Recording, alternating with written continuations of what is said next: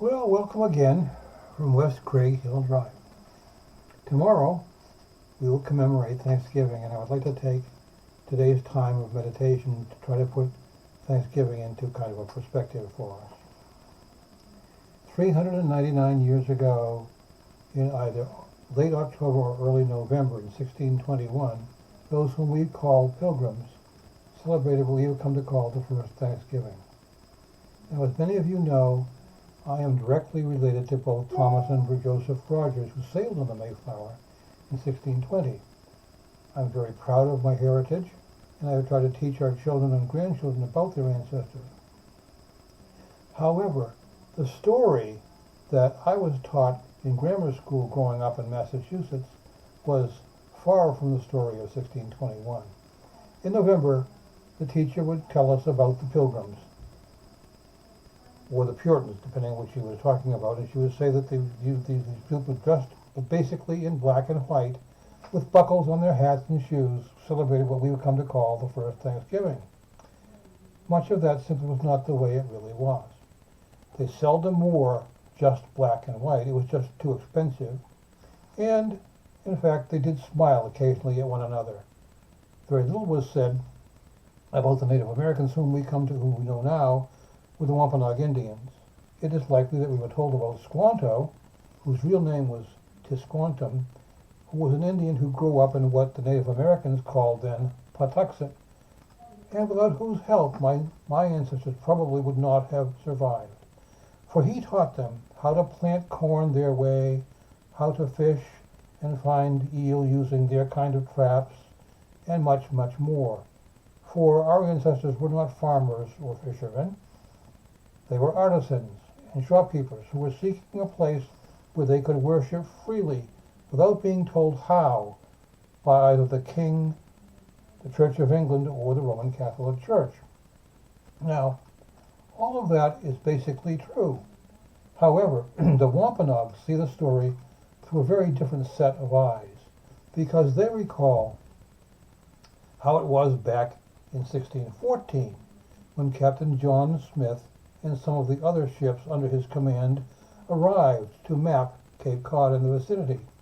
Thomas Hunt, another ship captain, however, had other plans besides just mapping. He offered to trade beaver, and Hunt lured, and that's the right word for it, he lured 24 Nauset and Patuxet Indians on board his ship and promptly took them captive and then sold them into slavery. The Nauset and Patuxet tribes were outraged by the kidnappings and became extremely hostile. English and French ships visiting Plymouth and Cape Cod later were no longer welcomed with profitable beaver trade, as an unwitting French captain and crew were discovered in 1617 when their ship was burned and almost everyone killed. But outrage and vengeance against the Europeans would soon become a low priority among the Nauset and Patuxet, because in 1618 and 1619 a devastating plague, described variously by different historical sources as either tuberculosis or smallpox, and perhaps some combination of both, wiped out the entire village at Patuxet, and many surrounding areas were also heavily hit. Many of the Native Americans remember, however, from their oral history, the loss of their men to the English traders. They also remember when the plague virtually wiped out close to 80% of Squanto's tribe in Patuxet. And they remember as well watching friends of my great-grandfather take corn, which the Indians had buried for later use themselves, and the Pilgrims used for themselves, promising, perhaps one of the first empty promises, that they would indeed make sure that the Indians were paid well for the corn that they had taken.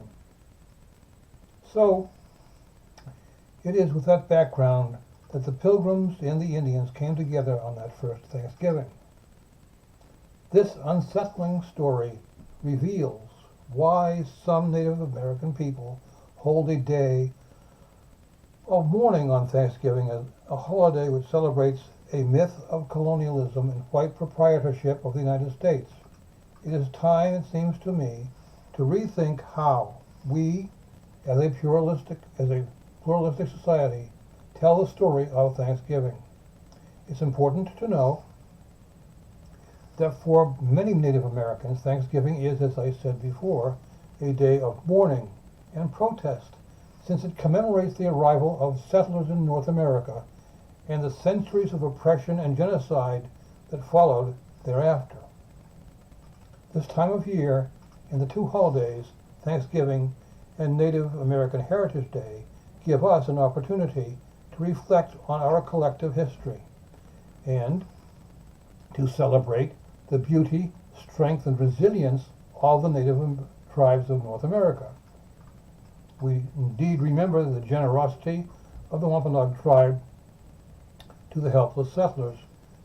We remember the hundreds and thousands of Native Americans who lost their lives at the hands of colonialists and the genocide of whole tribes later on. We remember the vibrant and powerful Native descendants, families, and communities that persist to this day throughout our culture and our country. Now, it has been hard this year for us, what with the COVID pandemic that reminds me of what happened to our Indian brothers and sisters 399 odd years ago, as well as all of those of our separatist ancestors who died in that first winter here in Plymouth. But still, there's much, much more for which to be thankful and for which we will celebrate tomorrow, even if it means being apart from our family whom we would normally be together with. Though these first few dozen people who are my ancestors were hardly the first Europeans to settle in North America, their values and beliefs grew into the American culture. We are what they were. And it is important to remember the story all the while knowing that many facts have been glossed over in the story that we may have been told. So let us be in an attitude of prayer, and I'm going to use a Wampanoag prayer that Slow Turtle prayed. He prayed, "Great Spirit, I thank you today. Mother Earth, I thank you. Grandmother Moon, I thank you. Grandfather Sun, I thank you. I offer thanks to the four directions, to the east, to the south, to the west, to the north. I thank you for all my nations, the winged nation, creeping and crawling nation, the four-legged nation, the green and growing nation, and all things living in the water, honoring the clans, the deer, the bear, the wolf, the turtle, the snipe. Great Spirit, I thank you on this day." And we would say, Amen. Well, that concludes our meditation on this Wednesday, and I want to wish you all a wonderful Thanksgiving tomorrow. We will come back next week and have another one. God bless you and have a great day.